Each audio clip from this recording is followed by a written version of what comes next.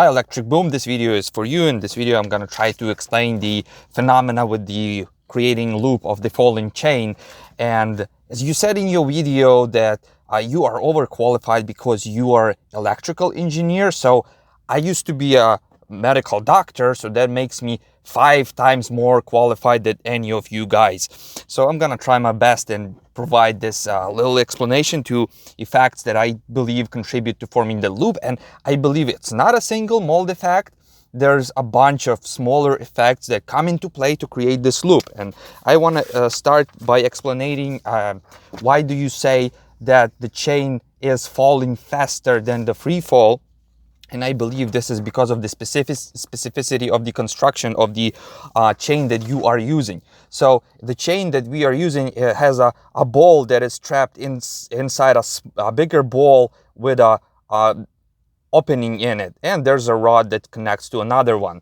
So what happens here that because of, if we keep that just in steady position holding, this outer shell over here acts as a small spring because it can dilate a little bit. That effect is very negligible, but since it's a metal and it has a good spring elasticity, not very good, but it has a little, this can contribute to a little momentum. So actually when you're holding that chain, as you saw that in the picture, and you release the battery and the chain is already a preloaded spring. The destination difference is very small, but the momentum that is loaded there, the energy that is conserved in each one of those links might be just enough to create that difference in between speed of falling, as well as some aerodynamic effects might help with that.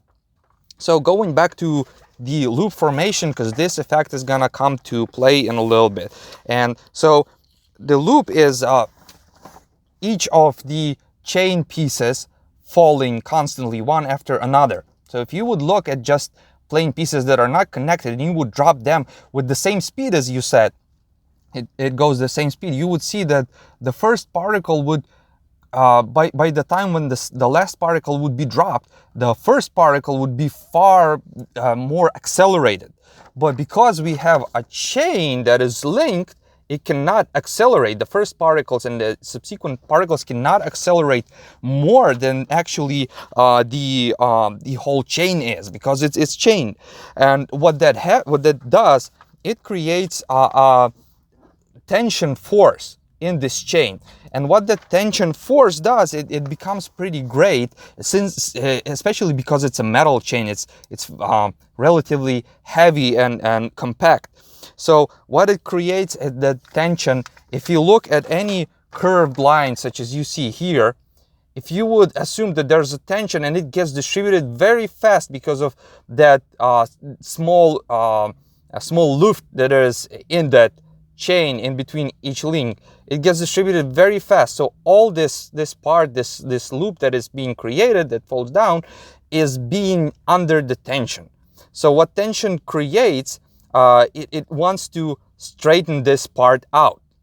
So the forces that we have, it wants to pull them apart, and what that leads to is having forces. So if you would look at this part here and this dot here, so there is a force that tries to, and that's what you showed with your vacuum. There's a force that tries to pull this thing here, so to get it into the straight position. And the same thing here, there's even greater force that wants to put it into that position. So each of these tensed links are seeking a way to get into position. And also what that creates a momentum that is actually the forces that are pulling circularly. So it's a centrifugal force.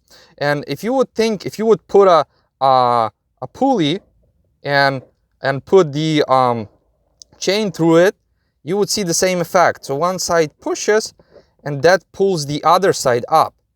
But we don't have a pulley here. But what we have here is a virtual pulley.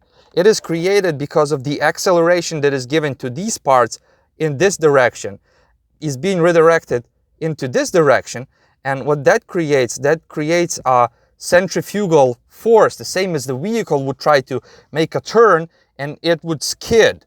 So this is the skid that we see, the skid of these of this chain. So this skid creates a virtual, I would imagine if you would put the same chain over the pulley, the force of centrifugal force would be so high that you would have less and less tension on the pulley. It doesn't pull it apart too much because the tension in these directions, downwards and upwards, actually both downwards because of the gravity, both of these and just gravity and just momentum of rest. Because you have to give an energy to anything that is here, even if it's flat, you have to give an energy to put it up. So you have a tension here all the way. So that tension here does not allow to form a big cycle. But actually, because of the relatively high velocity, relatively high complexity, whatever, these particles, that metal balls are relatively heavy, so they create a lot of momentum and they create a lot of this centrifugal force, and so again we have a tension created down here. We have a tension that is being created. I don't know how I'm drawing this thing.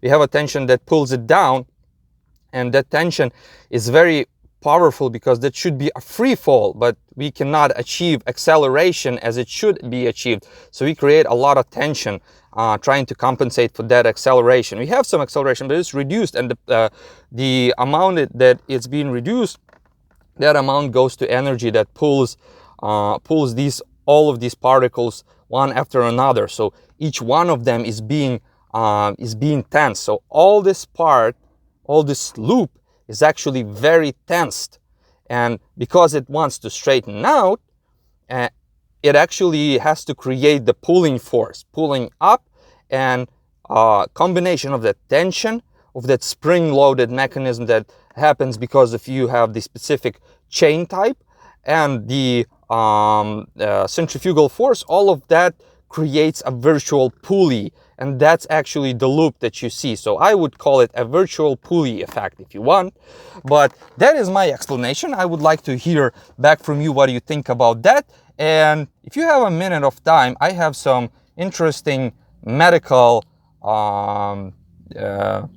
engineering questions you might find on my channel. It would be very nice to hear your opinion anyhow, but I don't have any subscribers whatsoever, so I'm better than both of you guys. Okay, and hope to hear back from you, and have a wonderful whatever time of the day you have.